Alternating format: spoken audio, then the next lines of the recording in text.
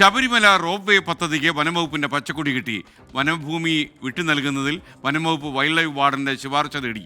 അന്തിമാനുമതി തേടി കേന്ദ്ര വനം പരിസ്ഥിതി മന്ത്രാലയത്തിന് വൈൽഡ് ലൈഫ് ബോർഡ് കത്ത് നൽകും. 24 പ്രൈം ടൈം ബ്രേക്കിംഗ് ആണിത്. AV ജയശങ്കർ ചേരുന്നു പത്തനംതിട്ടയിൽ നിന്ന്. ജയശങ്കർ, പറയൂ.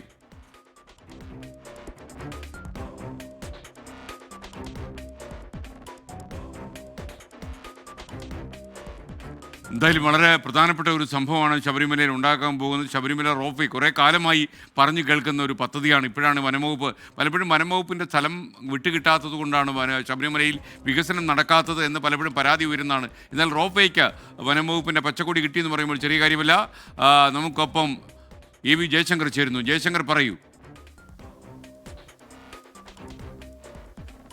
അതായത് SKN വനംവകുപ്പ് ഇപ്പോൾ സംസ്ഥാന വൈൽഡ് ലൈഫ് ബോർഡിന്റെ കാര്യങ്ങൾ സമർപ്പിച്ചിരിക്കുകയാണ്. നാളെ ഈ വൈൽഡ് ലൈഫ് ബോർഡിന്റെ ഒരു യോഗം ചേരുന്നുണ്ട്. മുഖ്യമന്ത്രി അധ്യക്ഷനായതാണ് ഈ സമിതി. എന്തായാലും ഈ സമിതി വനംവകുപ്പിന്റെ ഈ ഭൂമി വിട്ടു നൽകുന്നതുമായി ബന്ധപ്പെട്ട ശുപാർശ പരിശോധിക്കും. അതിനുശേഷം കേന്ദ്ര വനം പരിസ്ഥിതി മന്ത്രാലയത്തിന് ഈ ശുപാർശ സമർപ്പിക്കും. അതിനുശേഷം ഈ വിഷയവുമായി ബന്ധപ്പെട്ട് ഭൂമി വിട്ടു നൽകുന്നതുമായി ബന്ധപ്പെട്ട അന്തിമ തീരുമാനം, അന്തിമ അനുമതി നൽകേണ്ടത് കേന്ദ്ര വനം പരിസ്ഥിതി മന്ത്രാലയമാണ്.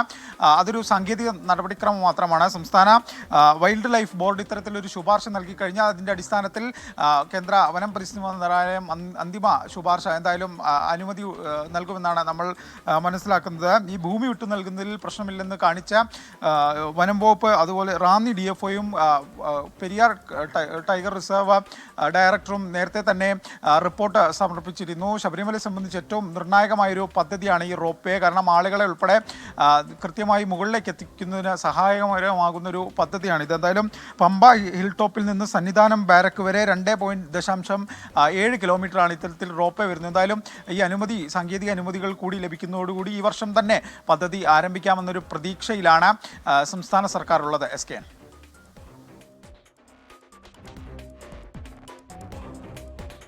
Thank you.